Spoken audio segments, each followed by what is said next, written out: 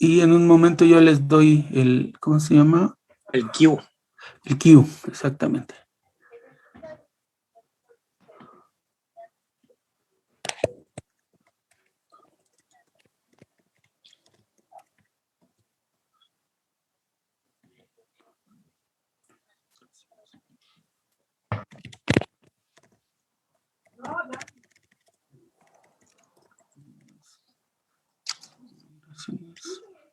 Las emergentes y respuestas pendientes.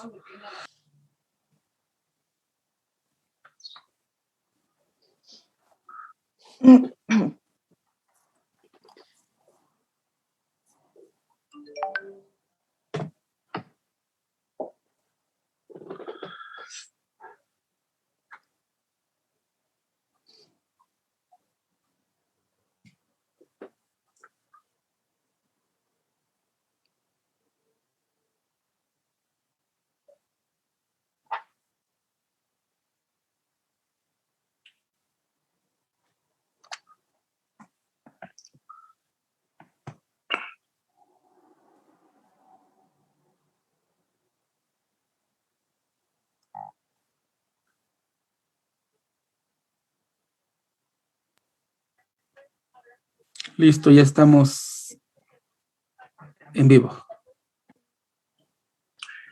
Hola a todas y a todos, buenos días.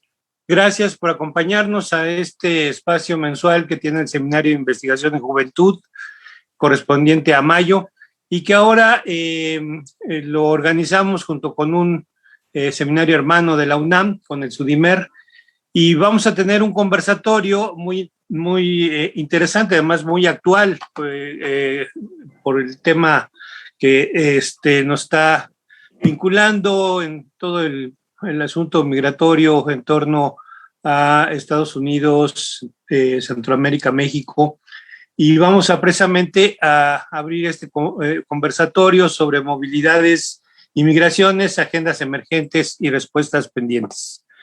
Muchas gracias a la doctora Luciana Gandini y al doctor Juan Carlos Narváez por acompañarnos. Además, felicitamos a Luciana por el reciente premio a su libro sobre caravanas, ¿no?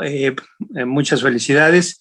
Y le entrego, ahora sí, como dicen los micrófonos y la imagen, a la maestra Mónica Valdés, miembro del Seminario de Investigación en Juventud, quien coordinará y presentará este conversatorio. Gracias de nuevo. Hasta luego. Muchas gracias, José Antonio. Muy buenos días a todas y todos. Gracias por conectarse, por estar acompañándonos en esta nueva sesión del seminario. Me voy a permitir presentar a nuestros conversantes esta mañana. Luciana Gandini está adscrita a la Universidad Nacional Autónoma de México, donde es investigadora en el Instituto de Investigaciones Jurídicas en el área de Sociología del Derecho. Es coordinadora del Seminario Universitario de Estudios sobre Desplazamiento Interno, Migración, Exilio y Repatriación, el SUDIMER.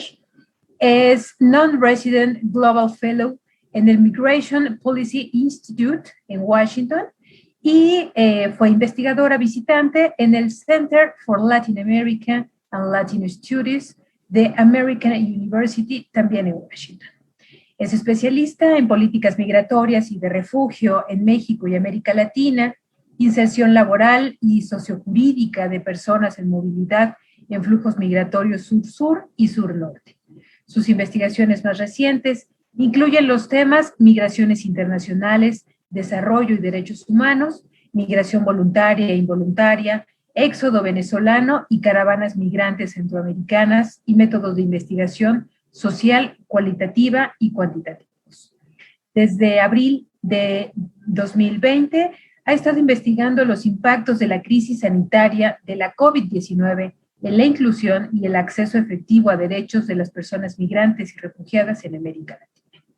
Recientemente, como lo comentaba José Antonio, obtuvo el premio William M. Leogrande 2019-2020 al mejor libro académico sobre estudios latinoamericanos para su libro, en coautoría con Juan Carlos Narváez, Caravanas, otorgado por la Escuela de Asuntos Públicos y el Centro de Estudios Latinos y Latinoamericanos de la American University. En 2018 obtuvo el premio Reconocimiento Distinción Universidad Jóvenes Investigadores 2018, categoría Investigación en Ciencias Sociales, otorgado por la UNAM. Es doctora en Ciencia Social, con especialidad en Sociología por el Colmex, maestra en Población por la Flaxo México, es profesora y tutora en los posgrados de Derecho, Ciencia Política y Estudios Latinoamericanos en la UNAM, profesora invitada en los posgrados de la Universidad Iberoamericana, el Colegio de la Frontera Norte y la Facultad Latinoamericana de Ciencias Sociales, sede México.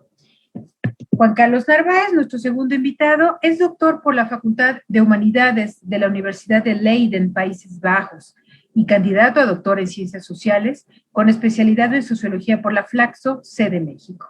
Tiene maestría en Desarrollo Regional por el Colegio de la Frontera Norte y es licenciado en Sociología por la Universidad Autónoma Metropolitana.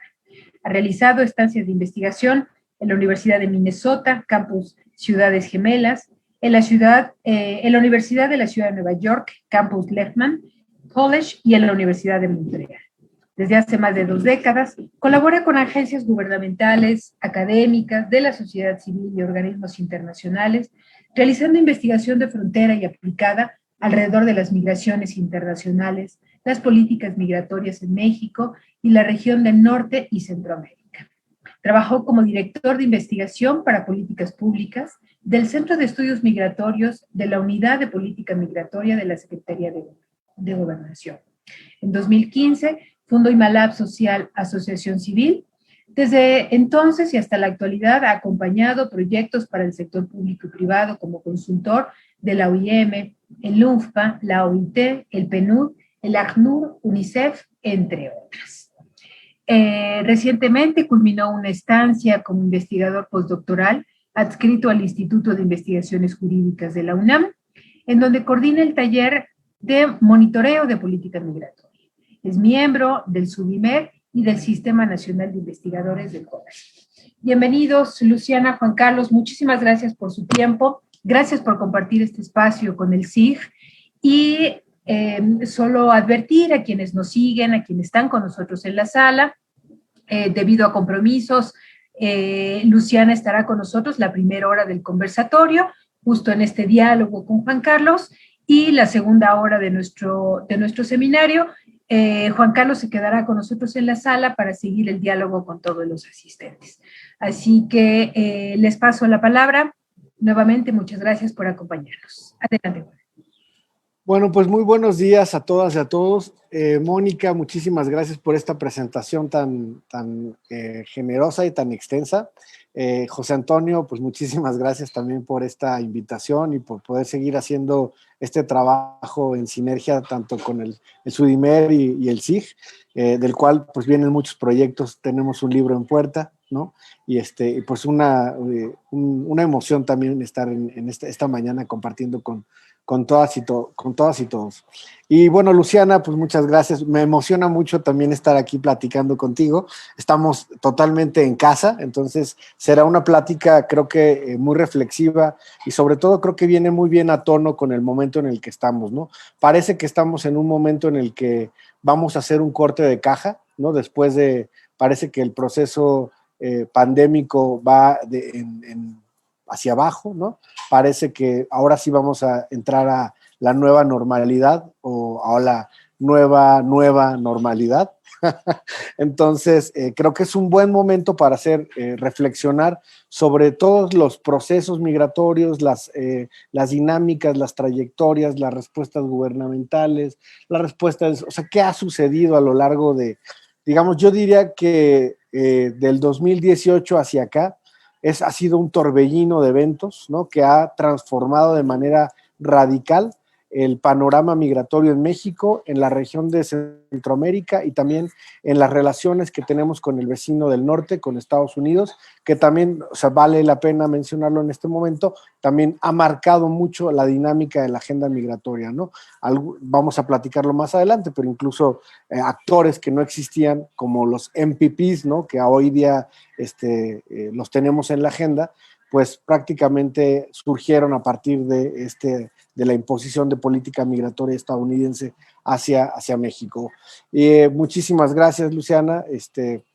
Bueno, pues para entrar en materia, quisiera decirte más o menos cómo vamos a organizar y compartirles a todos cómo vamos a organizar esta plática. Yo voy a lanzarle 3 preguntas a Luciana, y estas 3 preguntas son preguntas generales, pero creo que nos va a dar muchísimo material para que podamos reflexionar sobre estos cambios y sobre lo que viene.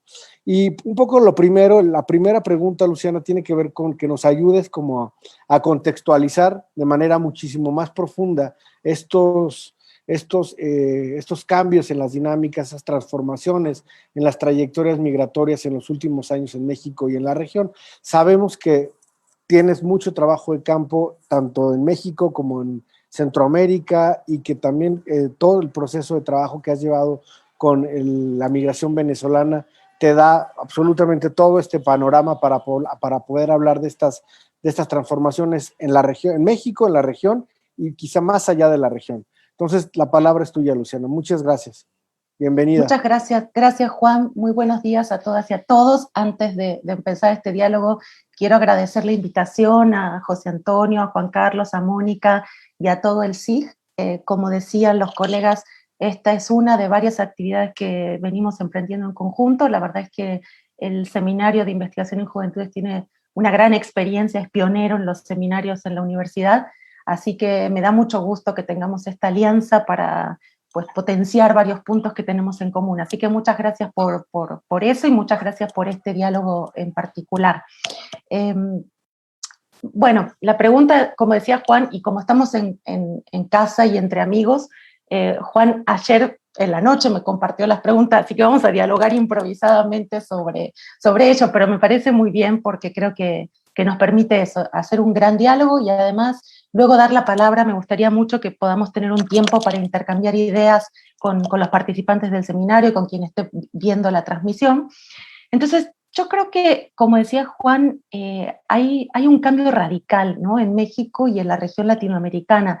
Pienso cuando nosotros estábamos estudiando maestría, doctorado, Juan, que más o menos fuimos contemporáneos, realmente lo que estudiábamos, sobre todo estando en México, y aún tú que fuiste afuera, pero estudiábamos el proceso migratorio México-Estados Unidos, ¿no?, como una dinámica tan dominante, obviamente, porque no solo por la magnitud y por el volumen, sino también por lo centenario de esa experiencia, que imprimió tal importancia que prácticamente todas las investigaciones que se hacían en México tenían que ver con eso.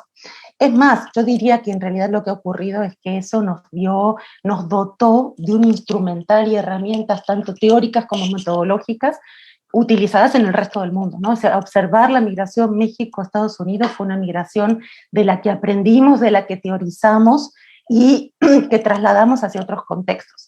Algunos, desde entonces, también estábamos un poco interesados sobre qué ocurría en México como un contexto de destino, pero la verdad que éramos pocos, ¿no?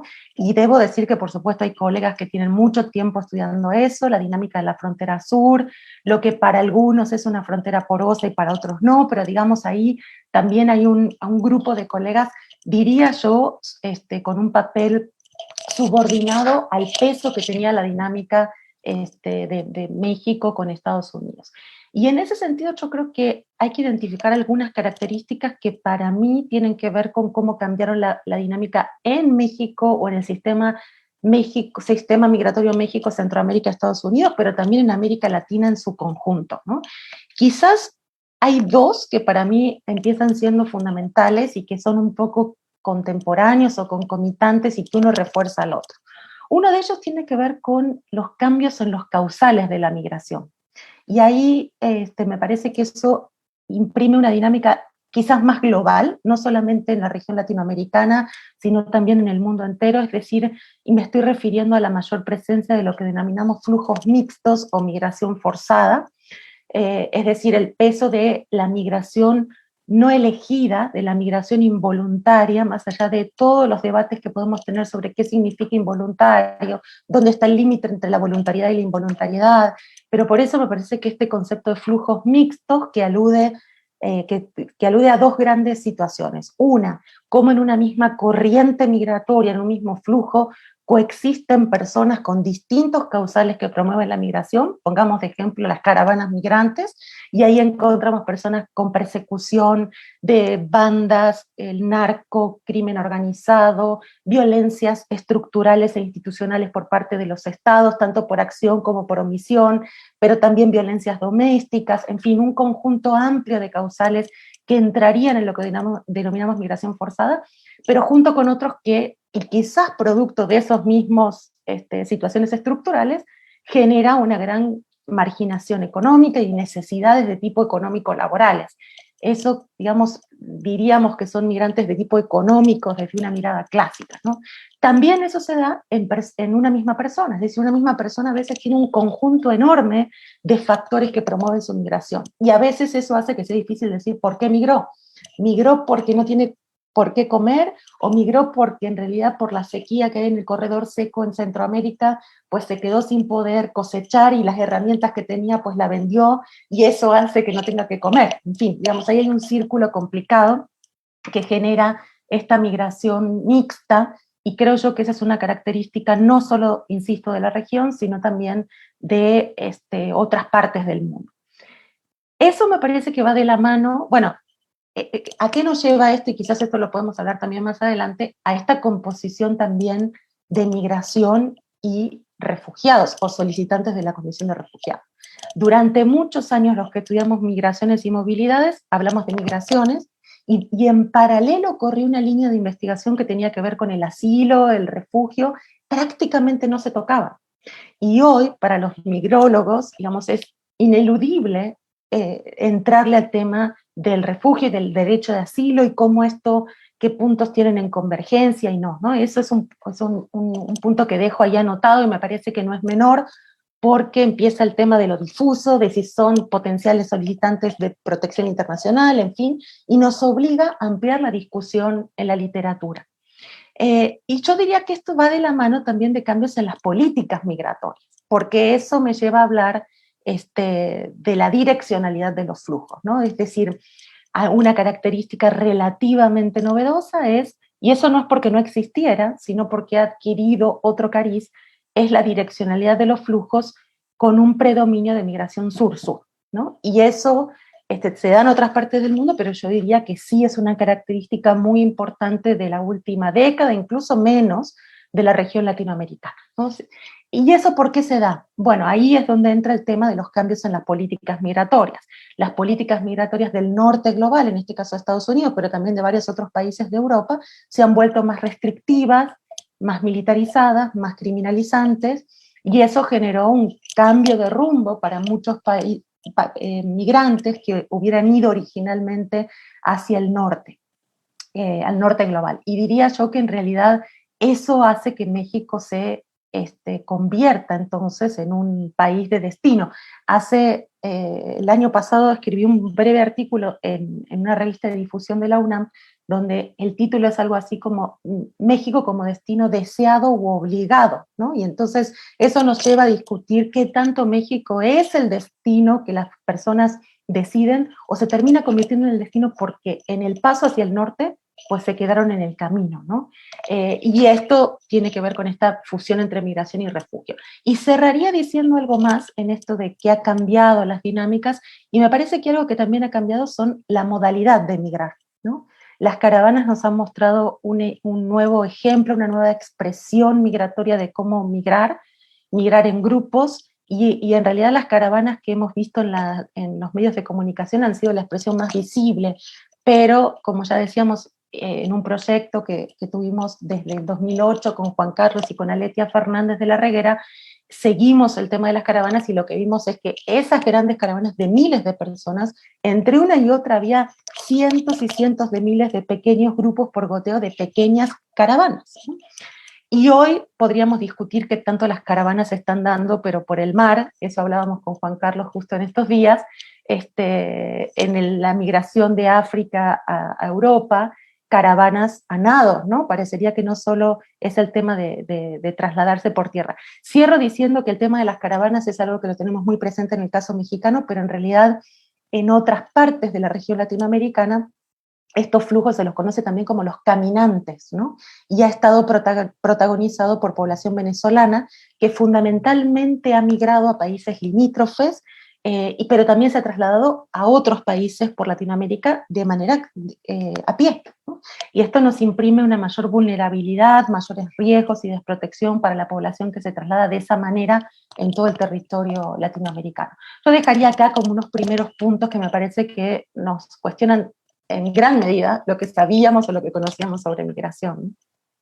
Muchísimas gracias, Luciana. Pues creo que sí, en general, bueno, haces en una radiografía muy interesante. El primer punto creo que es algo que tendríamos que pararnos a reflexionar, porque también creo que este aprendizaje que traíamos como investigadoras e investigadores sobre la experiencia México-Estados Unidos, ya sea desde los procesos de analizar las rutas, las trayectorias migratorias in situ, ¿no? El cruce, ¿no? Los riesgos en el cruce, etcétera, y también ver el tema de la integración de las poblaciones en Estados Unidos, etcétera, y también saber, pues, qué pasaba con la población en el origen. Creo que eso nos ha dotado como de un marco conceptual y metodológico desde el cual siempre estamos tratando de observar los nuevos procesos. Eso yo creo que tiene pros y contras, ¿no? O sea, que esto creo que es algo que hay que dejarlo en el debate, porque también creo que estamos, pues, tratando de mirar, acercarnos con las mismas herramientas y con los mismos elementos, realidades que no necesariamente son, pues, que son, no sé si homólogas o no sé, es decir, creo que también ese es un esfuerzo que tendríamos que estar pensando quienes hacemos investigación. Por ejemplo, en el tema de los cambios más evidentes que tiene que ver con las dinámicas de migración forzada, ¿no? Si bien en el caso México-Estados Unidos nunca hablamos de migración forzada per se, ¿no? O sea, hablábamos de esta necesidad de migración económica, etcétera, que orillaba a las personas a salir de sus lugares de origen, pero nunca en el sentido y con este marco conceptual de migración forzada, lo cual creo que sí le imprime toda una serie de elementos para entender las movilidades desde otra perspectiva. Es más, ni siquiera hablábamos del concepto de movilidad, hablábamos de migraciones. Todavía no estaba como en nuestro lenguaje de manera inscrito el concepto de movilidad para hablar de todos estos procesos.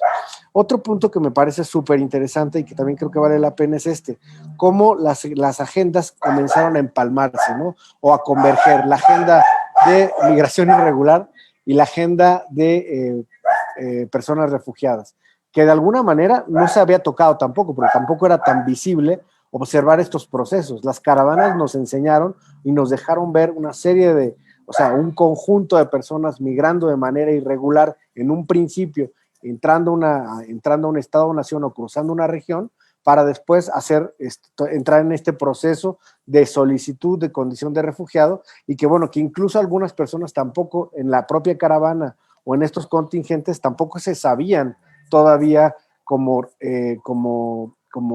refugiados. Es más, no se sabían tal cual, como lo llamaríamos nosotros, como desplazados internacionales, ¿no? O sea, todo eso es otro tema, ¿no? También creo que también hasta el aprendizaje en los sujetos ha sido muy notorio, y cómo los sujetos y las personas en la migración se han convertido también en agentes cada vez más importantes. Y no solamente las personas ni los investigadores, sino también hemos visto todo un marco ahí alrededor de organizaciones de la sociedad civil, defensores, etcétera. O sea, sin duda dejaste como en este primer bloque una serie de elementos que marcan, y creo que están marcando la agenda, en este caso la agenda de investigación hacia el futuro. Y para un poco para cerrar y pasar a la siguiente pregunta, cuando hablas de estos cambios sur-sur y hablar de México como país de destino, ¿no? También creo que el 2020, ¿no?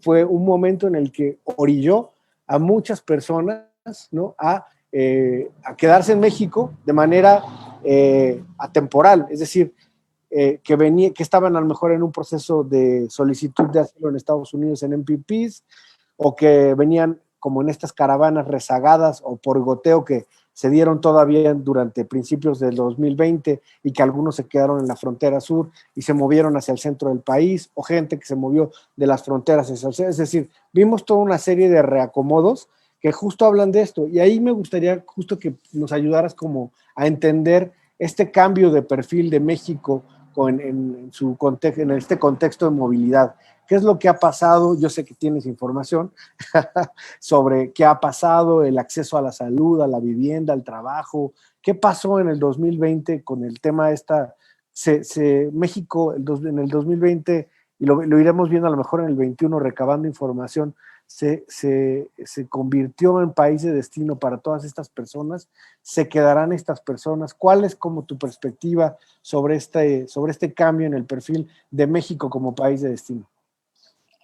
Creo que lo primero que diría es que México siempre fue un destino de la migración pequeño, ¿no? O sea, en México hubo siempre migraciones específicas o grupos específicos de inmigrantes, pero incluso al día de hoy con el censo 2020, la inmigración en México no llega al 1%, 0.96, si no me equivoco.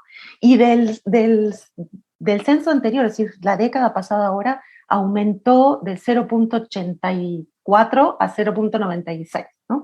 Es decir, aún con todo lo que vamos a decir, es importante no perder de vista esto, ¿no? Recién estábamos discutiendo en un comité de tesis sobre el peso que tiene en una comparación de la inmigración en México y en España, y decíamos, ok, pero a ver, hay que pensar que en México la inmigración es menos del 1% y en España es 13, 12%, ¿no? Entonces eso tiene implicaciones distintas.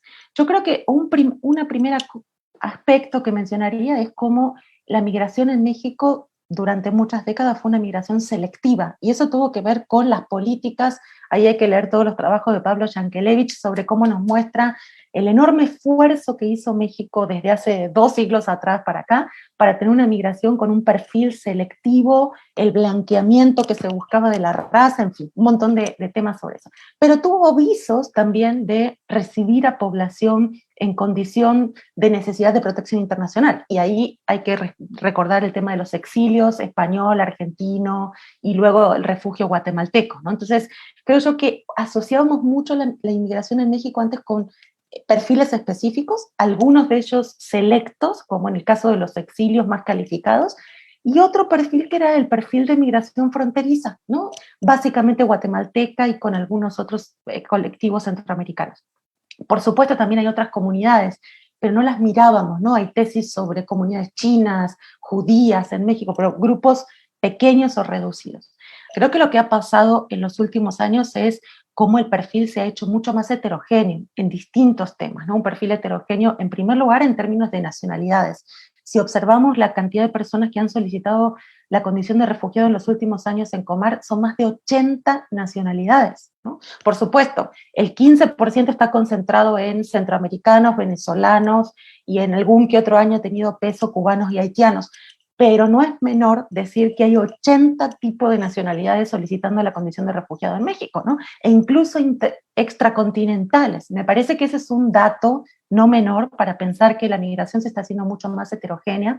Y esto que mencionaba Juan, estas personas que se han quedado en la espera o atrapados, en parte los que pertenecieron al protocolo de protección a migrantes en la frontera norte mexicana, pero también pensamos en estas nacionalidades que llevan migrando meses, que han hecho parte de sus trayectos a pie, una parte en avión, una parte, en fin, distintos tipos de combinaciones cruzando el mar, así también están llegando a México. Pues es muy difícil que esa población se quiera regresar, ¿no? O se vaya. En algunos casos ni siquiera hay convenios para la deportación. Y esta heterogeneidad me parece que también tiene que ver con perfiles sociodemográficos más heterogéneos, ¿no? Esto que mencionaba Juan, cuando asociábamos, y bueno, tenía que ver la migración mexicana a Estados Unidos con ese perfil más económico, hombres solteros, jefe de familia, posteriormente se sumaron las mujeres. Ahora la migración es heterogénea de partida, ¿no? Y hay muchas familias, hay mucha población además que pensaríamos antes que no hubiera migrado, ¿no? Personas adultas mayores migrando en condiciones de vulnerabilidad, discapacidades, personas de la diversidad sexual, que por supuesto en eso no me estoy refiriendo a una discapacidad, sino que enfrentan retos diferentes para la integración, y el peso de niñas y niños, tanto acompañados como no acompañados, que si bien hubo un pico mediados de la década pasada, ahora de nuevo están teniendo un peso mayor. Entonces, en ese sentido, yo creo que tenemos una población diversa, heterogénea, de personas que están en México en distintos tipos de situaciones. A eso agregaríamos también el desplazamiento interno, el cual está absolutamente subestudiado, invisibilizado. Y quisiera agregar respecto a este tema y respecto a los solicitantes de la condición de refugiado, un aspecto que también muchas veces subestimamos. No solamente creció la migración forzada, los flujos mixtos per se, por el incremento de los causales de violencia y lo que mencionamos al inicio, sino que no es menor tener presente que tenemos una ley de refugio, asilo político y protección complementaria que tiene menos de una década, ¿no? Es decir, la ley, la posibilidad de otorgar esto, cuando llegaron los colectivos argentinos, españoles, guatemaltecos, no había un instrumental jurídico para recibir a esas personas, pero, digamos, de buena voluntad y por instrumentos ad hoc que se crearon en su momento, se recibieron. Ahora sí tenemos de una ley de refugio, que además yo diría que es una de las mejores en la región, donde incorpora la definición de Cartagena y además de una definición ampliada que también promueve la recepción de ese tipo de población. Entonces, quiero decir, ahí vemos cómo sí son los patrones demográficos o migratorios, pero también es la normativa, la política migratoria que promueve o garantiza que lleguen este tipo de personas. Y lo relacioné con el desplazamiento interno porque tenemos media sanción en la Cámara de una ley de desplazamiento interno forzado que también Comar atendería a esta población. Quiero decir, son cambios en las dinámicas, pero también es una protección que las políticas en México están ofertando, y quizás ahí hay distintos comportamientos en el resto de la región, después podemos hablar sobre eso, y me parece que en ese sentido no es menor desconocer cómo la política promueve o obstaculiza cierto tipo de flujos, ¿no? Quisiera cerrar esta intervención con algo que decía Juan recién a mi primera intervención, y que estoy de acuerdo. O sea, estamos tratando de interpretar procesos y fenómenos migratorios con una literatura que se generó en otros momentos, ¿no? Y tenemos que cuestionar. Primero, me parece que es una literatura centrada en la migración sur-norte, y eso tiene otras características, ¿no? Muy, muy distintas. Pero también porque hay un supuesto, al cual tú te referías recién, Juan, y parecería que en esto de que estamos como enfrentando migración forzada con migración económica, es que parecería que nosotros no discutíamos mucho en esa literatura, que la migración económica se daba por hecho que era una migración voluntaria y autónoma. Y en realidad, pues no necesariamente, digamos, no son campos contrapuestos. Una migración con fines económicos, por juntar dinero, construir una casa, enviar remesas, no necesariamente se supone que es una migración voluntaria y autónoma. Ahí tenemos que discutir mucho sobre ese tema, ¿no? Muchísimas gracias, Luciana. Igual creo que hablar de situar a México en este perfil heterogéneo, creo que nos da también muchísimas pautas para repensar las trayectorias en otros procesos, en los procesos de integración, ¿no? Por ejemplo, creo que también tú lo mencionaste en como dos momentos muy importantes. Uno, creo que en las caravanas dejamos de ver este perfil mayoritariamente de hombres adultos solos. Vimos muchas mujeres, vimos mujeres con carreolas, con niños, niñas, vimos muchísimos jóvenes también. Creo que también eso es algo muy importante que nos dejó ver la caravana, nos dejó ver la necesidad de migrar de muchos jóvenes que no necesariamente tenían proyectos migratorios, ¿no? También esto es un poco también cómo entendemos estos procesos, porque en México antes lo entendíamos como un rito de paz, un proceso hacia la adultez, etcétera, pero aquí hablamos de una necesidad, de un recurso de un recurso de huida, la migración como huida, en muchos casos de estos jóvenes que se lanzaron, cuando escucharon va a haber una caravana, se lanzaron, se unieron sin saber muchísimo más allá hacia dónde iban, ¿no? Yo recuerdo que nuestro trabajo de campo, y aquí voy a hacer ahí, hablar de cómo recordar hace un año y medio que estábamos todavía en Tapachula y en Tijuana, y que hablábamos con jóvenes y que les preguntábamos, bueno,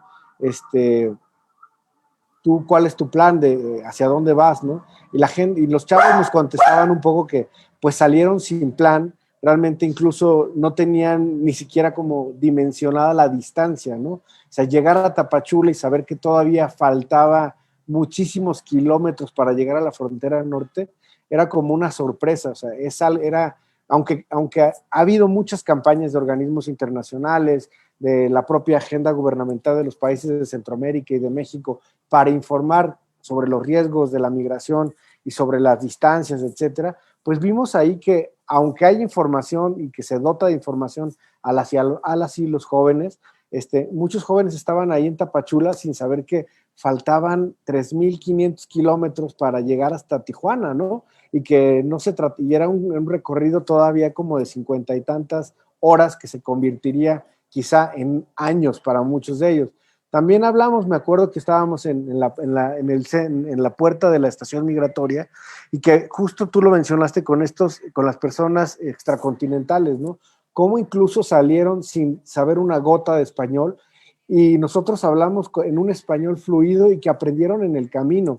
También hablamos de un poder de agencia de estas nuevas generaciones de jóvenes migrantes, que creo que es parte de algo que nuestra propia agenda de investigación todavía no hemos alcanzado, como diría Elías Canetti, asir e incorporar, ¿no? Entonces creo que hay muchos procesos que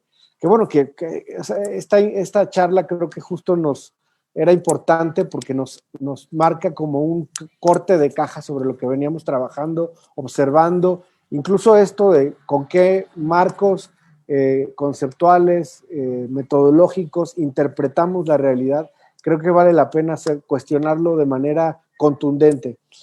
Muchas gracias, Luciana. Ahora, tú lo mencionaste hacia el final y dijiste y nos prometiste que ibas a profundizar en ello, sobre cómo han sido estas respuestas diferenciadas, ¿no? Es decir, ¿qué ha pasado con la agenda pública de respuesta? El caso de la ley sobre desplazamiento interno forzado parece que es otra vez México parece que se sitúa a veces en avanzada, ¿no? En el reconocimiento de ciertos procesos, pero cuéntanos más tú escribiste hace poco un artículo, ¿no? Sobre las respuestas diferenciadas a las caravanas y próximamente la semana que viene estaremos también en LASA, con una mesa sobre respuestas gubernamentales ante la migración y COVID. Cuéntanos un poco de avances sobre esto, o sea, sobre lo que ya tienes publicado, sobre hacia dónde van estas nuevas respuestas o hacia dónde tendrían que ir, digamos, desde tu perspectiva, las respuestas gubernamentales o las respuestas de todos los actores, ¿no? Para tratar de construir, digamos, un escenario, un horizonte un poquito menos ríspido ya sea para la integración, ya sea para el trayecto, es decir, en general como para las vidas de las personas en movilidad. Bueno, son un montón de preguntas, Juan. Una es sobre... Yo sé. Yo lanzo a ver qué cacho.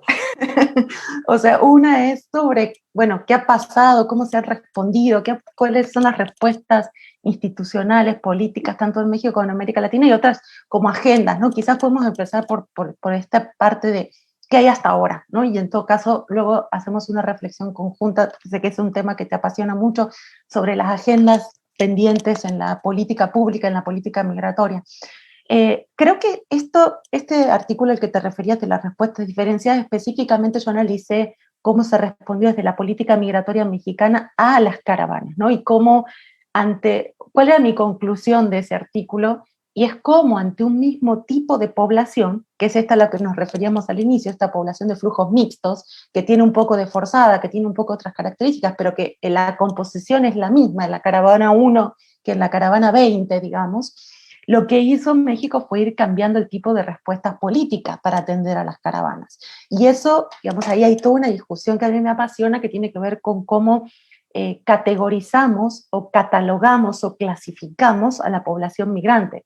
En qué medida esa clasificación tiene que ver con la academia, categorías que creamos en la academia, como la de migración forzada, que no tiene un correlato jurídico, En realidad es una categoría mucho más amplia a la de refugiados, por ejemplo, o a la de asilados, y las categorías burocrático-administrativas que produce el Estado para gestionar y gobernar la migración.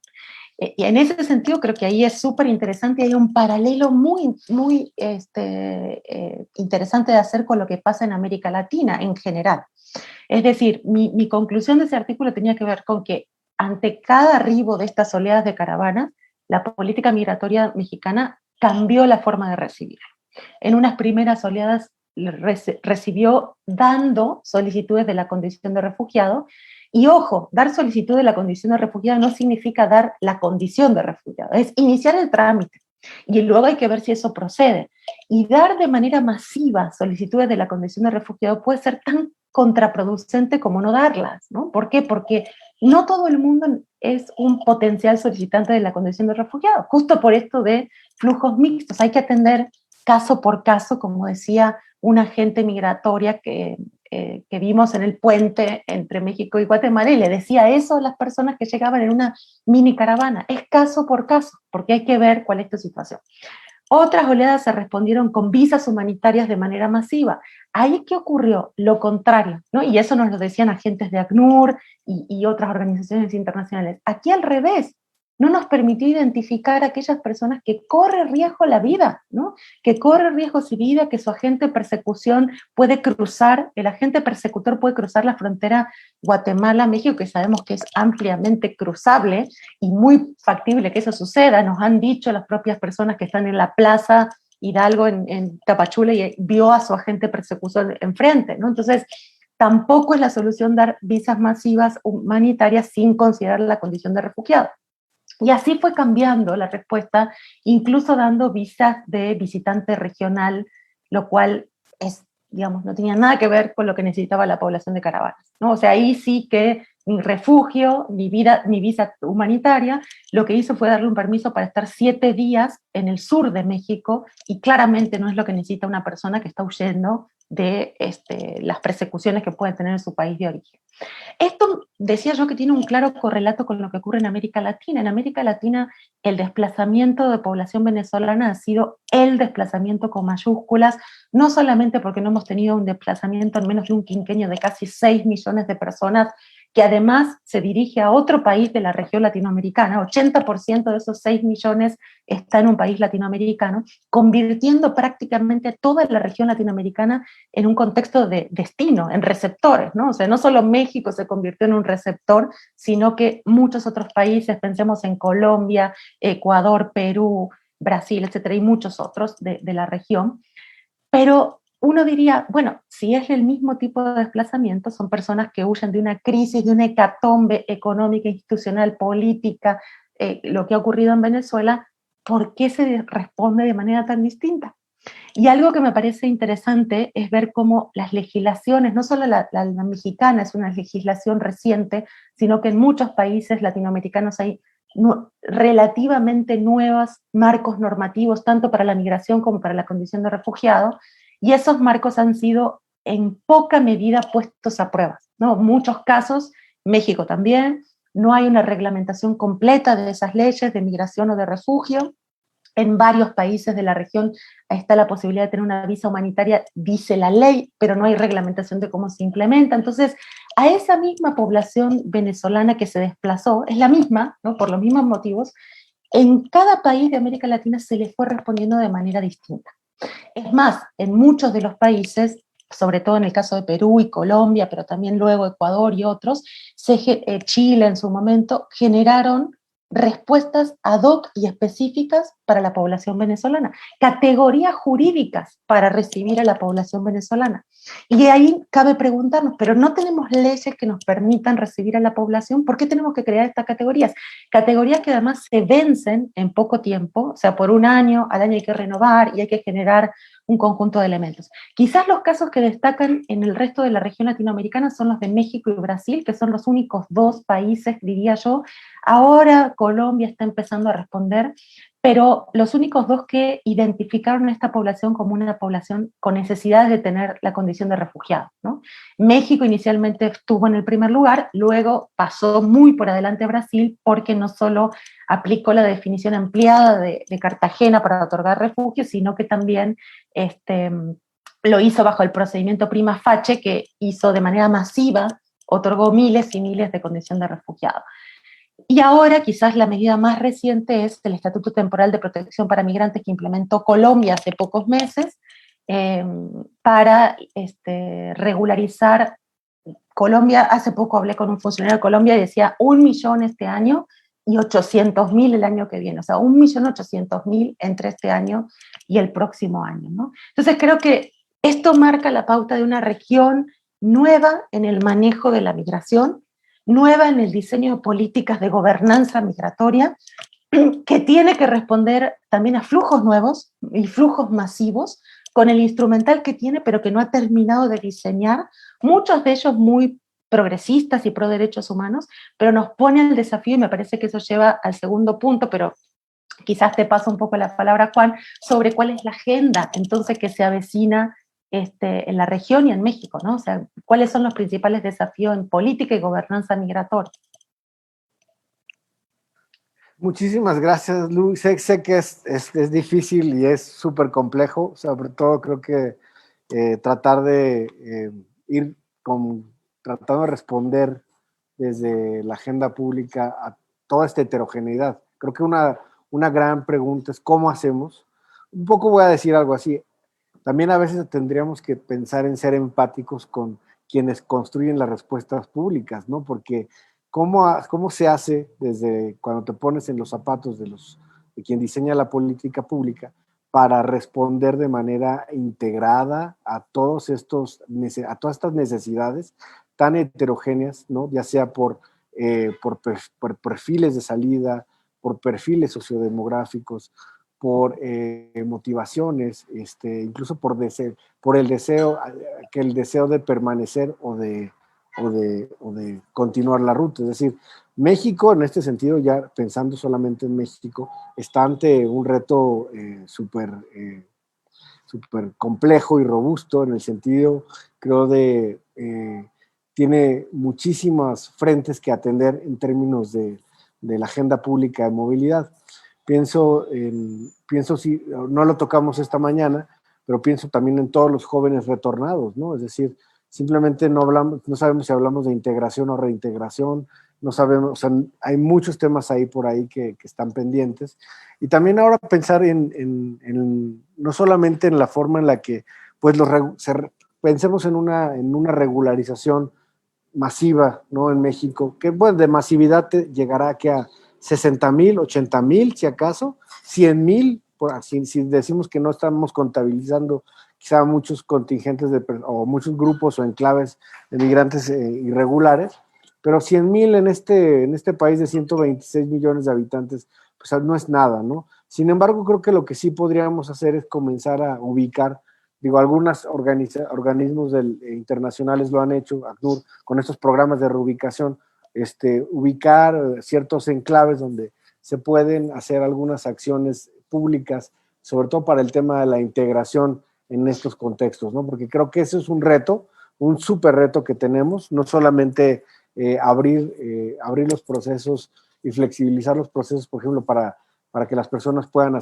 llevar a cabo su trámite de solicitud de condición de refugiado, sino que acompañarles de manera muchísimo más proactiva en todo lo que implica vivir o quedarse en México, ¿no? Entonces yo creo que no abonaría muchísimo más. Bueno, nada más dejar ahí que, como siempre, también siempre queda pendiente ahora un próximo seminario sobre jóvenes migrantes irregulares y refugiados en México, a ver qué hay, pero creo que es agenda de investigación, comenzar a observar esto, mucho trabajo etnográfico que cuando la pandemia nos deje salir al terreno otra vez, creo que vale la pena explorar. Por ejemplo, en Ciudad de México sabemos que hay algunos enclaves ya de población haitiana, de población africana, que en este proceso, en este 2020, ya se comenzó a instalar en esta ciudad, y que, bueno, en esta ciudad, como en otras grandes ciudades, la población inmigrante pasa invisible, ¿no? es invisible a los ojos de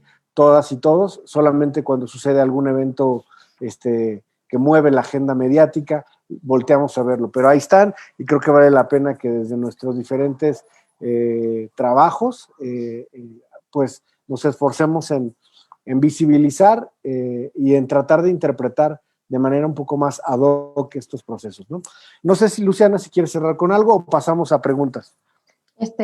Cierro con una idea y me puedo quedar 15 minutos más después de las 11. Ya mandé un mensajito que voy tarde a otra cosa. Porque sí quiero ver si hay, o sea, me gustaría que tengamos ahí un diálogo.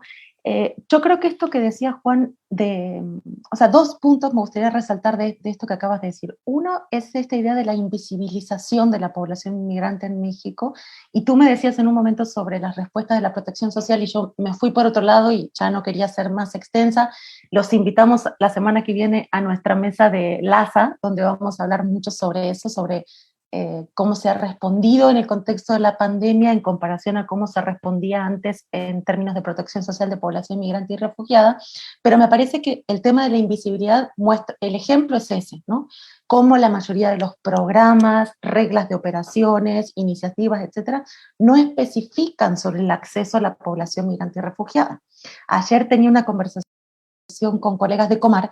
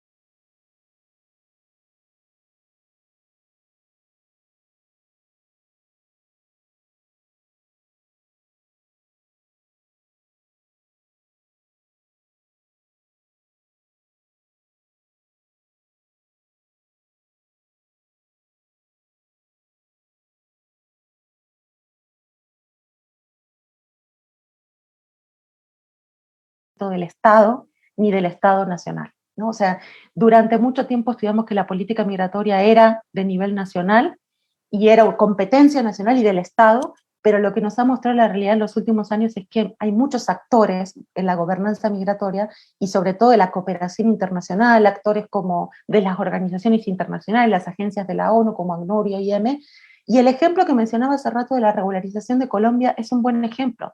Fue una medida que lleva a cabo Colombia de la mano de ACNUR, anunciado por la figura mayor de ACNUR a nivel mundial y financiado por el Banco Mundial y por otras agencias internacionales. Es decir, hay que hacer mancuerna con distintos tipos de actores, tanto de nivel internacional como supranacional, y me parece que hacia ahí tiene que ir, entre otras cosas, la política migratoria en México y en la región, ¿no?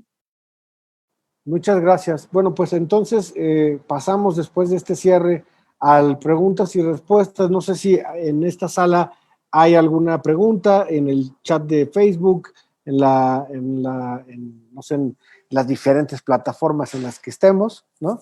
Si tenemos unas preguntas. Tenemos una pregunta de Nora. Nora levantó la mano. Adelante, Nora. Hola, buenos días. Un gusto saludarles, Juan Carlos, Luciana, los demás compañeros. Bueno, yo quería hacer un comentario que me parece que es un reto, y fue justamente con la última parte de la recién exposición de Luciana, cuando hablamos de procesos migratorios o de movilidades, debíamos trascender a políticas meramente estatales, sino pensarnos más en función de diferentes actores, y mencionaba actores nacionales en coordinación con actores multilaterales, multinacionales. Y lo que yo quería comentar es que yo considero que también fue una reflexión que me surgió y la profundicé en la exposición de Luciana, nosotros debemos pensar que si la migración ha cambiado, es diferente, que en los últimos 10 años podemos hablar de condiciones distintas, en este caso, por decir solamente lo que sucede en nuestra región con las caravanas, que son migraciones multivariables con muchas razones por las cuales las personas salen de su país, e incluso las migraciones dentro de un país y que se movilizan, en este caso hacia el norte.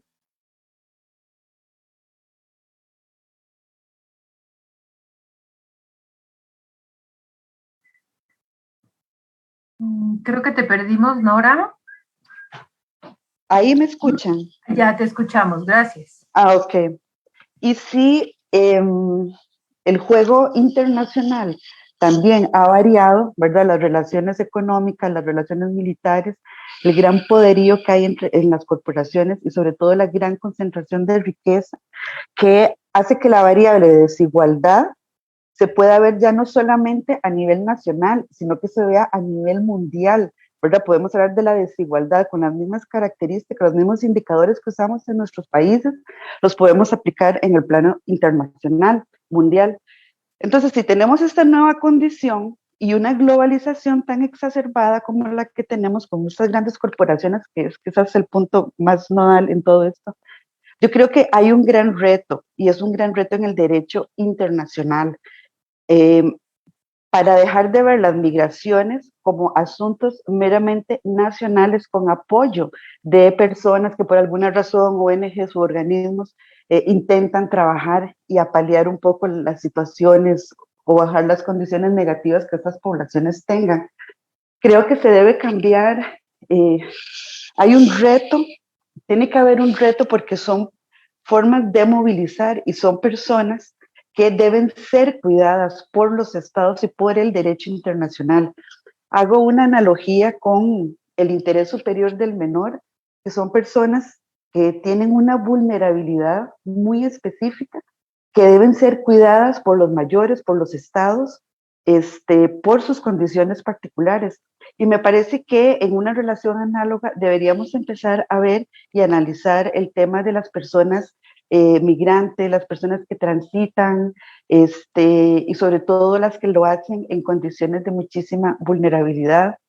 Y quizás reiterar una idea que hace tiempos tengo, que tiene que ver con crear una especie de libreta de paso, que por lo menos identifique en el paso de esas personas a nivel nacional y que sirva a nivel internacional, aunque yo sé que esto puede servir para otros fines, sin duda, pero que les identifique a ellos que salieron sin siquiera su cédula de identidad o sin un pasaporte, una posibilidad de, con su huella o algo, de ser caracterizados como la persona que dicen ser del lugar que dicen que vienen. Y creo que eso es muy importante también para paliar el tema de la trata de personas. Bueno, ese era mi comentario y excelente. Me ha encantado mucho esta mañana. Un abrazo. Muchas gracias, Nora. Alan, adelante. Gracias, Juan Carlos. Pues un saludo a Luciana. Juan Carlos, muchas gracias por todo esto que nos están presentando, que es bastante esclarecedor y que nos dimensiona dónde estamos situados desde el terreno de lo académico. Pero también esto me hace preguntar, y las diferentes dimensiones que han abordado acá, yo me quedo pensando, ¿y cómo está siendo la percepción social respecto a las caravanas, a la migración, a las movilidades percibidas? ¿Qué quiero decir? Si bien, como se comentó, desde los estados y los gobiernos hay como una idea de tratar de ir adaptando todas las situaciones que se están viviendo en torno a estas movilidades humanas, y bueno, desde la academia se hacen estas categorías para tratar de darle sentido a lo que se observa, ¿qué de la población en general? ¿Qué de esa población que lo único que ve a través de los relatos mediáticos, que eso es principalmente el punto de acceso de la población? ¿Cómo se está percibiendo todo esto? Porque por lo general es o una criminalización o una revictimización hacia la categoría de migrante, ¿no? En general. Pero quisiera preguntarles si dentro de los estudios que realizan o desde su propia perspectiva hay como una visión de la población en general, ¿no? En este caso, digamos, la mexicana, respecto a lo que está ocurriendo, por ejemplo, en la entrada a la frontera sur de migrantes, ¿no? En ciudades como Tapachula, o lo que ocurre acá en la frontera norte, en poblaciones como, en ciudades como Tijuana, como Juárez, en donde, pues, en el caso tijuanense hemos visto bastante agresividad por parte de sectores importantes de la población que incluso se movilizan, ¿no? Con discursos xenófobos en contra de cierto tipo de migrantes, ¿no? O de personas que llegan a la ciudad. Y en ese sentido, pues el relato mediático por lo general es bastante amarillista en este punto, ¿no? Y el problema es esto, que en el Vox Populi lo que se queda es precisamente estas narrativas, insisto, de criminalización o de revictimización sobre las personas en todo este tipo de condiciones. Muchas gracias. Muchas gracias, Alan. Sí, sin duda también es parte de lo... Creo que es un tema de agenda, pero ahorita Luciano nos lo cuenta mejor. Mónica, tienes una pregunta por ahí de Facebook, ¿no? Sí, tenemos dos intervenciones. Le vamos a pedir a Jaime, del equipo del CIC, que está monitoreando las redes, que nos lea las dos preguntas. Adelante, Jaime, gracias. Claro que sí, Moni, muchas gracias. Buenos días. Román González pregunta, ¿cuál sería desde su punto de vista la agenda de investigación pendiente en materia de niñas y niños y adolescentes en movimientos solicitantes del estatus de refugiado? Pienso, por ejemplo, en paso jurídico para la instauración de familias sustitutas o bien en la certificación de las organizaciones civiles que albergan la NNA, pero no cuentan con los especialistas u homologaciones de procedimientos de atención de cuestiones de abuso, de tráfico de personas, etcétera, y que impactan como experiencias adversas a la niñez, que a la larga en la vida adulta tienen un impacto muy fuerte en padecimientos psicológicos físicos.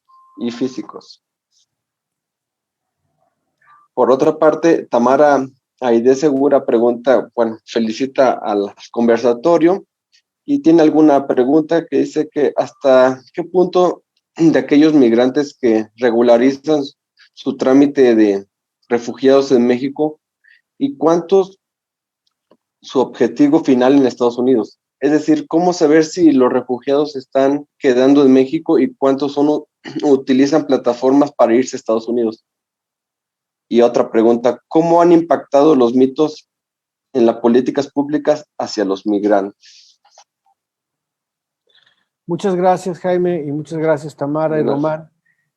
Pues creo que este bloque de preguntas nos ayudarían mucho a cerrar de manera más circular toda esta conversación. Le paso la palabra a Luciana. Gracias, muchas gracias a todos por las preguntas. Voy con algunas, Juan, y a otras te las dejo. Tú también seguro tienes mucho que decir sobre esto. No sé si entendí bien el comentario de Nora por ese fragmento que se cortó, pero yo diría que coincido en los retos que implica la gobernanza migratoria hacia arriba y hacia abajo, ¿no? Eso nos exige una mayor coordinación vertical supranacional, pero también al interior, con lo nacional y lo subnacional, y también una coordinación horizontal entre distintos sectores de gobierno e interinstitucional, y ese es el gran desafío que hay. Mencionaría ahí el peso, mencionaba los agentes internacionales, los actores internacionales. Como ejemplo, en junio va a ser la conferencia de donantes y en la preparación sobre la conferencia de donantes varios estamos discutiendo, indagando sobre qué ha hecho la cooperación internacional en materia de migración en la región latinoamericana y cuáles son los principales desafíos.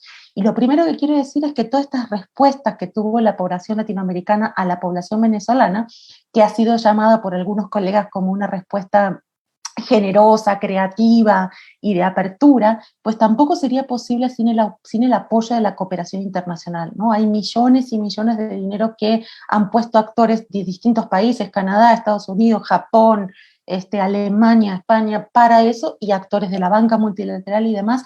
Entonces me parece que sí hay que seguir haciendo mancuerna en ese sentido. Veremos qué ocurre en junio cuando se discuta hacia dónde va a ir la cooperación y si esto tiene que tener más una incidencia de tipo humanitaria o de tipo de integración a mediano y largo plazo, o cómo se combinan ambas cosas, ¿no?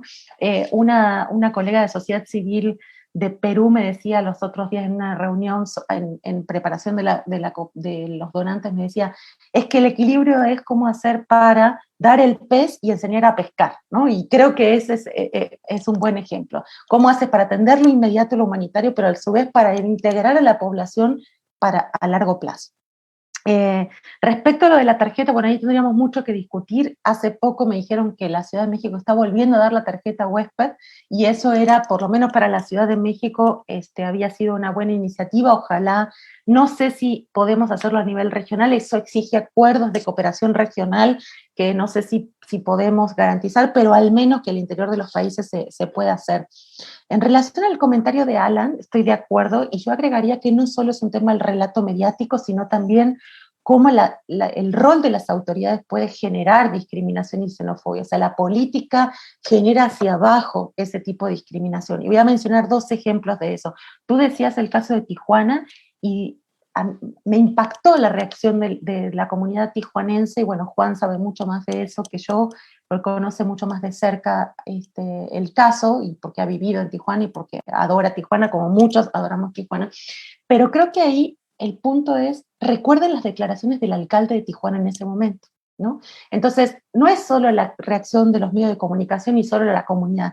Es importante marcar pauta en eso. La política migratoria tiene incidencia, y me parece que ahí eso fue un desatino enorme y tuvo una reacción societal contraria, cosa que nunca había tenido, ¿no? La ciudad de Tijuana es una ciudad diversa, que se crea con la migración. Entonces, bueno, me parece que esa es una. Y otro ejemplo fue, con el inicio de la pandemia se reclamó mucho que liberaran a las personas migrantes en condición de irregularidad que estaban en estaciones migratorias.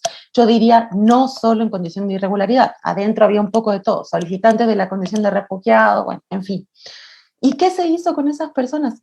Se los abandonó literalmente en el sur de México, cerca de la frontera, porque la frontera con Guatemala estaba cerrada. Entonces, ¿qué dice una persona de una comunidad pequeña, de pocos habitantes, con calles de tierra? Lo mismo que ocurrió con la caravana de marzo del 2019 que dejaron en Mapastepec, ¿no? Una comunidad con alta marginalidad, y dicen, oye, primero atiéndanos a nosotros, ¿qué nos traen esta gente aquí? Entonces, quiero decir, cualquiera reaccionaría de esa manera si uno abre la puerta y tiene un campamento sentado en la puerta de personas migrantes. Me parece que ahí también hay una desatinada acción de la autoridad para generar esos mecanismos de discriminación.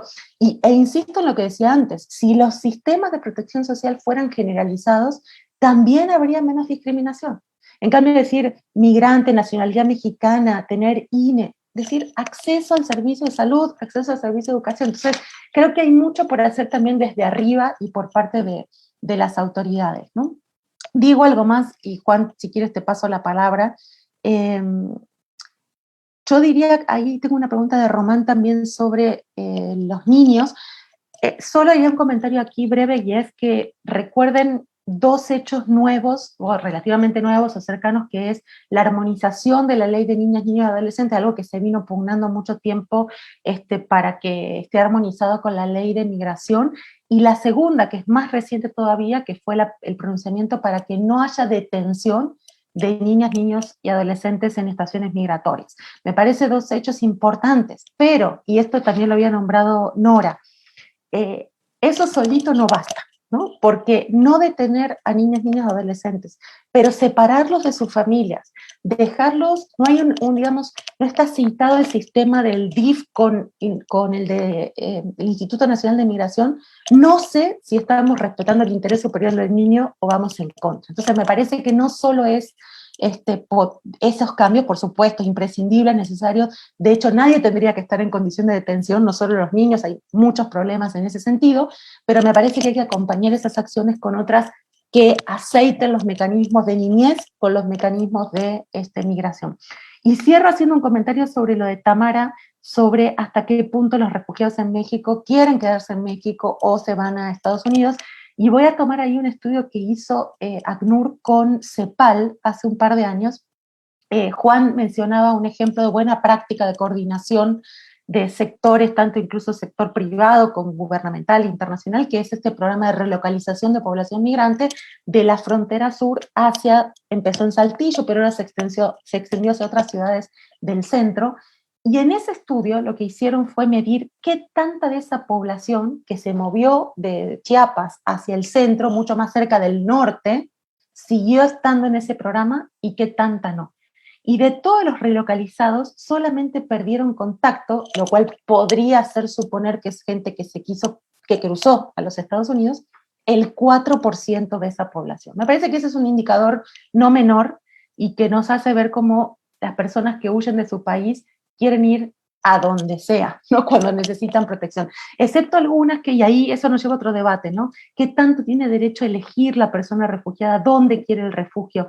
Y claro, tú dirías, oye, si tú estás escapando, pues donde te reciba, ¿no? Agradece esa situación, pero recordemos que la migración también funciona por temas de redes, por existencia de familias, entonces quizás tiene familia en Estados Unidos, entonces no es un capricho solamente ir a Estados Unidos, eso es un tema muy pendiente de la gente de refugio, no solamente en México, en América Latina y en otras partes del mundo, que tanto una persona solicitante de refugio tiene derecho a decir dónde quiere ser refugiado, y me parece que ahí es un tema todavía por avanzar, ¿no? Lo dejo acá y creo que hay otros puntos, pero te paso la palabra, Juan. Muchísimas gracias, Luciana. Muchísimas gracias también a todos y todos que nos han hecho preguntas en esta sala y también en el chat. Yo quisiera como hilar esto con lo último que estás mencionando, también un poco entre la invisibilidad, entre las políticas, lo pendiente, lo que nos dice Alan sobre la opinión pública o lo que está sucediendo a nivel societal. Creo que México, o sea, estos procesos, tanto las caravanas, la pandemia, los MPPs, los estancados, la población irregular, inmóvil, ¿no? Por necesidad, también ha develado otra cara de las y los mexicanos y de la sociedad mexicana. Es decir, pensamos que Tijuana, ¿no? Uno pensaría, Tijuana es una ciudad que se creó por migrantes y que tendrían que tener tienen digamos, como un clima muchísimo más promigrante, etcétera, por su condición fronteriza, por los commuters, porque uno va y viene, y la ciudad, San Diego, ciudad gemela de Tijuana, etcétera, y toda esta narrativa también que se ha creado sobre las ciudades, que a lo mejor, como diría Tamara, puede ser un mito, ¿no? O sea, tenemos muchos mitos que se están derribando. También se derriba el mito en México como un espacio tan hospitalario y de brazos abiertos, porque las caravanas también nos enseñaron y nos dejaron ver que no necesariamente somos una sociedad tan de brazos abiertos. Han aparecido en nuestra agenda de trabajo el tema de la migración y xenofobia, migración y racismo, ¿no? Que años atrás, una década atrás, pues tampoco estaba, digamos, como tan presente. Entonces son muchísimos temas. Creo que lo quisiera dejar aquí como en puntos suspensivos. ¿Cómo tendremos que construir la agenda de investigación, la agenda de política pública, etcétera? Observando, yendo de la narrativa a los hechos, yendo de la práctica a la política, o de la política a la práctica, o cómo conciliar esas rutas, ¿no? Porque siempre hablamos también de una construcción de horizontalidad, de la construcción de las políticas públicas. Sin embargo, en la realidad sabemos que es muy, muy difícil construir esta horizontalidad. Hace poquito lo decía, no me acuerdo con alguien, decía, al final quien tiene el lápiz es el sector público, ¿no? O sea, quien termina diseñando y escribiendo y teniendo la última palabra en la redacción de la política pública termina siendo pues el agente público. Así haya foros, haya cierto consenso, etcétera. Pero al final quien tiene la pluma es el sector público. ¿Y cómo tenemos que hacer que esto se revierta o que el sector público sea más empático también con lo que está sucediendo en la realidad? Y creo que es parte de nuestra chamba como investigadoras e investigadores. Y bueno, no sé, Luciana, yo sé que ya estamos a un minuto de que te vayas, no sé si quieras cerrar con algo. Un minuto. Yo me quedo todavía quizá a responder una pregunta que hay sobre el tema de desplazamiento interno, ¿no? Sí. Que también Avanzo es parte de la agenda que de manera muy grata trabajamos juntos, Luciana y yo, ¿no? Exacto, eso te iba a decir. Hay una pregunta que tú puedes responder perfectamente. Uno de los proyectos que tenemos ahora con Juan, entre varios otros, tiene que ver con este tema del desplazamiento interno en México, una agenda postergada. Por supuesto, hay colegas de nuevo que han estudiado esto hace mucho tiempo, pero en realidad ha estado invisibilizado y postergado, y ahora parecería que se avisora una nueva etapa en el tema, y Juan puede abundar sobre eso con mucho conocimiento. Así que nada más, me despido, les agradezco muchísimo el espacio, la oportunidad de dialogar. Gracias José Antonio, Mónica y todos los integrantes del SIC, y a Juan Carlos, por supuesto, que siempre es un placer. La verdad que últimamente estamos en encuentros muy burocráticos con Juan Carlos, que hay que hacer esto, hay que hacer esto otro, entonces nos vino muy bien esta charla para refrescar algunos de los desafíos de la agenda contemporánea en temas de migración. Muchas gracias, Luciana. Muchísimas gracias por tu tiempo, que tengas muy bonita mañana. Entonces, gracias. Continuaremos el diálogo con Juan. Justo tenemos una pregunta. Ale Villavicencio, qué gusto, Ale, que estés conectada con nosotros esta mañana. ¿No? Ya la leíste, ¿no? Sobre la respuesta gubernamental al respecto del desplazamiento interno en México. Y yo aprovecho el turno para preguntarte esto último que decías, ¿no? La redacción final de la política la tiene la burocracia, pero me parece que hay en contradicción con lo que al menos nos muestran los medios respecto a la operación de la política. Si la mayor parte de los refugios, de las iglesias que han generado tejidos en varias de las ciudades fronterizas, tanto el sur como el norte, es lo que vemos en realidad como una implementación de algo que podemos denominar política pública o política privada. Entonces hay una intervención mucho más social que gubernamental, o es lo que alcanzamos a ver. Entonces, por más redacciones o por más puntos y comas que tengamos del lado de la política pública migratoria del Estado mexicano, hay una operación social detrás de todo esto, ¿no?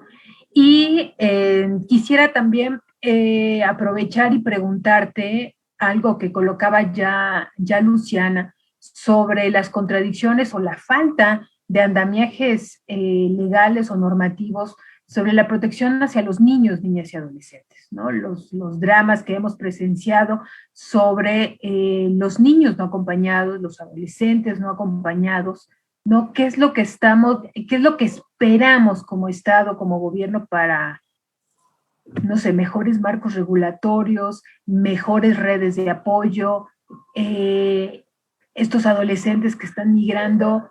Su destino final, suponemos, es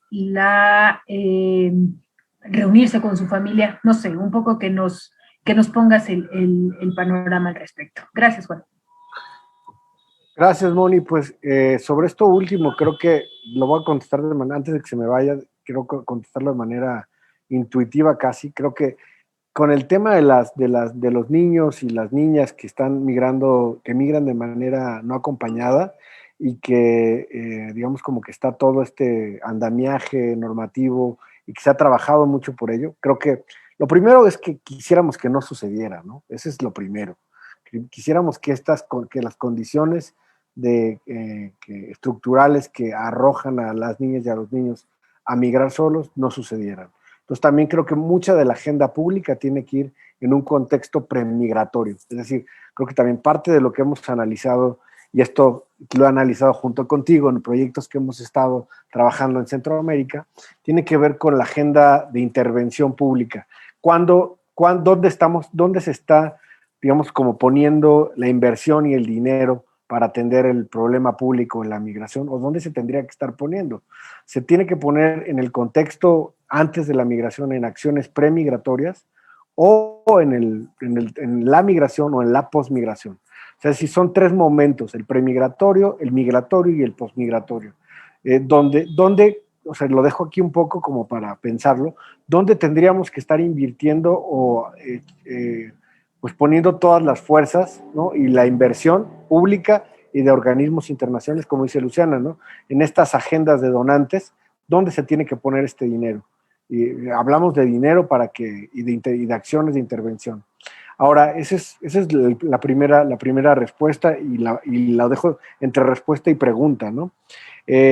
porque lo que tenemos sí es un avance muy significativo en la armonización de la normatividad.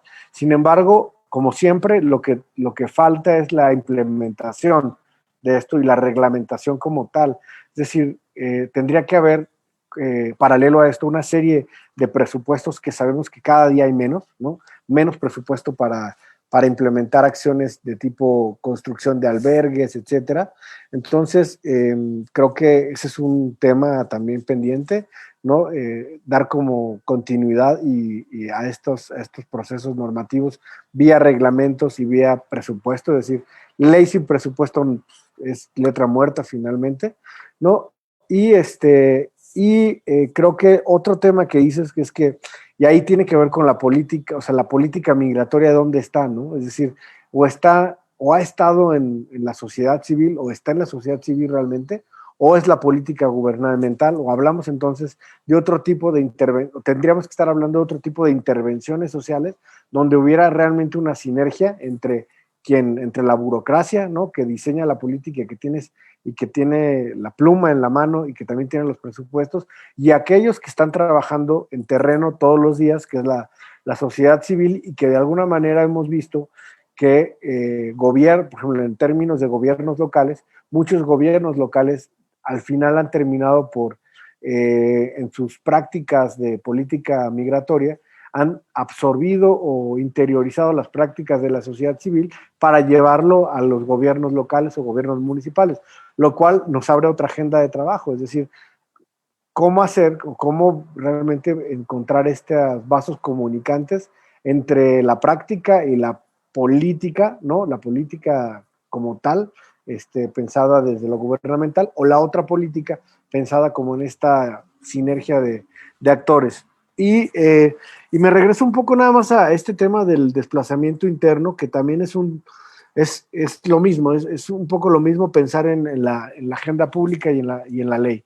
Hay un planteamiento y una iniciativa de ley que parece ser, por entrevistas, actores interesantes e interesados en el tema, que tiene como buena recepción. En este momento, digamos que si tiene buena recepción desde el Ejecutivo, parecería que tendría buen eco, ¿no? en lo legislativo, y que parecería que podría pasar en la siguiente legislatura. Sin embargo, otros actores dicen, bueno, puede pasar, pero lo que sabemos que no hay, dado que mucha de la inversión y los recursos se fueron a COVID, lo que no va a haber es, no hay dinero para implementarla. Es decir, puede haber buena voluntad, puede haber intenciones, Comar puede tener incluso una reconfiguración para no solamente atender población refugiada, sino desplazados internos. Sin embargo, Comar desde sus inicios, desde siempre ha carecido o ha estado como muy limitado en términos presupuestales.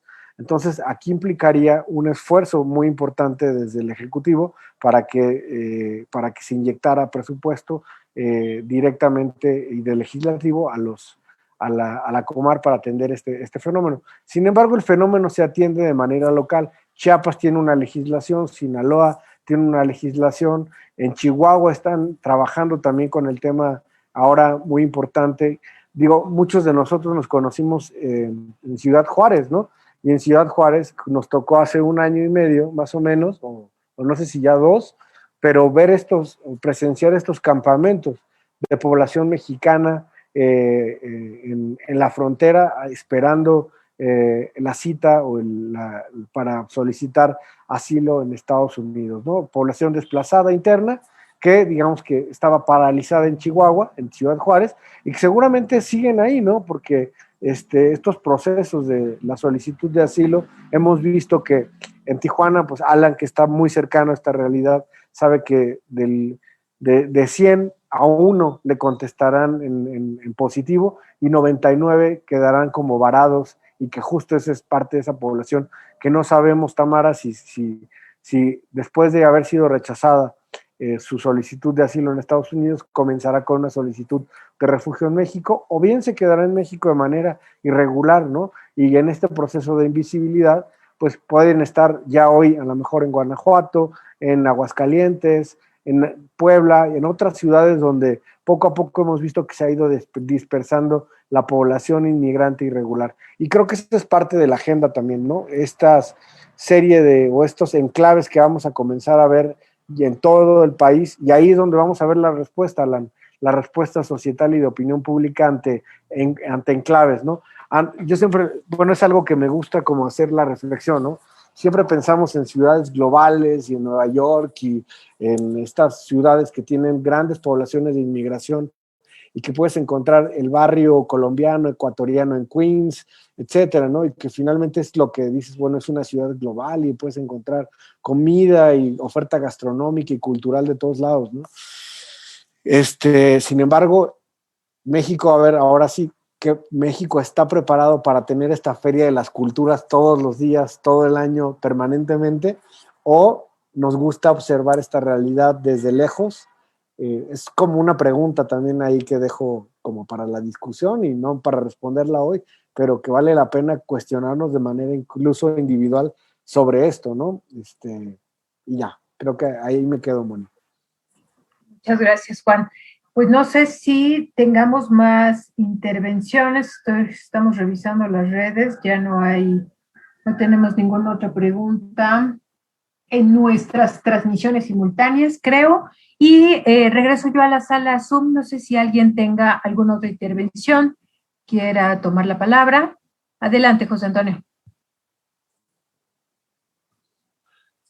Sí, muy interesante la conversación primera, pero me seguía yo preguntando, pareciera ser que hay un destiempo entre lo que se está proponiendo en Estados Unidos como política migratoria y lo que está pensando, si es que están pensando algo en el gobierno mexicano en torno a este asunto, ¿no? Me parece que así como en otros temas, no hay una política definida, específica, sino hay como que grandes ideas que poco pueden concretarse en programas o en líneas estratégicas claras.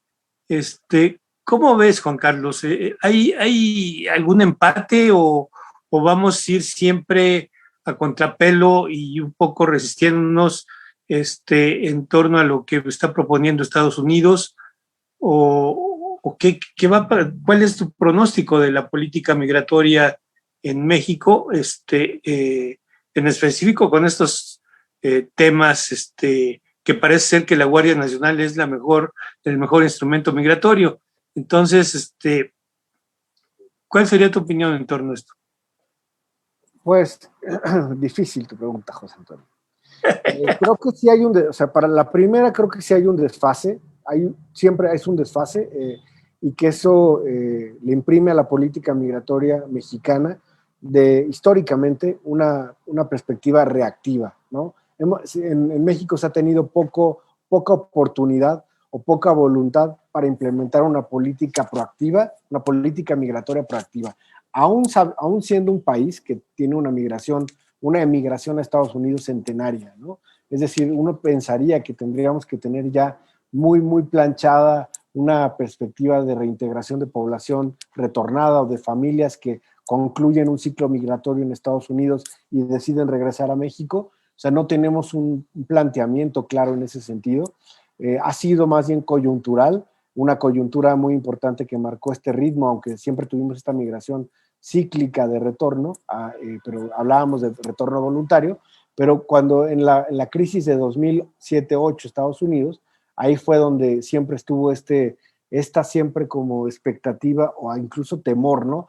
Va a haber un regreso masivo de familias y de personas migrantes de Estados Unidos a México, ¿y qué vamos a hacer, no? Y ahí, bueno, por lo menos sirvió como para levantar el polvo dentro de la política pública que atiende la migración de retorno a las personas retornadas. Sin embargo, llevamos una década trabajando en ello. En la semana antepasada, justo en el seminario que tenemos, el grupo de trabajo Jóvenes y Migración, Mónica Jacobo nos habló un poco sobre esta trayectoria la política educativa, ¿no? En términos de inmigración, de reemigración en México, o de integración o de reintegración, es todo un gran debate. Entonces, creo que en México nunca ha habido una política migratoria clara, ha habido atisbos, ¿no? De política pública. Hubo un plan especial de migración, un programa especial de migración 2014-2018, pero que nunca realmente nunca tuvo presupuesto para ser realmente implementado. Hoy día tuvimos, como dice Luciana, hemos tenido del 2000, prácticamente 19 y 20, una serie de rutas incluso contrapuestas para responder al fenómeno migratorio y a las diferentes dimensiones del fenómeno migratorio. Pues claramente no tenemos una política definida, es totalmente reactiva en este momento.